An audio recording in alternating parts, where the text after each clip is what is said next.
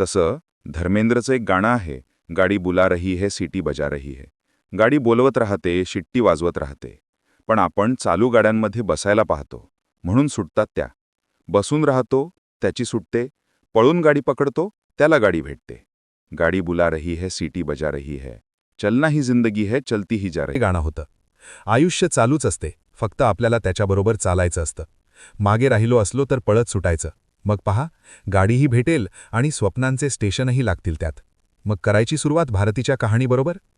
तिच्या आयुष्यात कोणते कोणते स्टेशन येतात आणि भारती काही शिकवते का आपल्याला? मी लिहिताना मला जाणवलं, सर्वांच्या गाड्या शिट्ट्या मारत असतात, पण आपण उठायला तयार नसतो. पडलो तर उठायचं आणि पळत सुटायचं. पहा, गाडी भेटते आणि स्वप्नही भेटता की नाही तुम्हाला? हेच शिकवते भारती. पडायचं, दुःख झालं तर रडायचं, पण पुन्हा उठायचं आणि लढायचं. कारण रडणाऱ्याचा नाही, लढणाऱ्याचा विजय होतो. रडायचं नाही असं नाही, पण उठायचं आणि पुन्हा पळत सुटायचं. मग पहा, आयुष्य भेटतं की नाही? भारती आयुष्यात पडते, पण उठते आणि पुन्हा धावत सुटते. तिला कळतं, तुम्हालाही कळू द्या.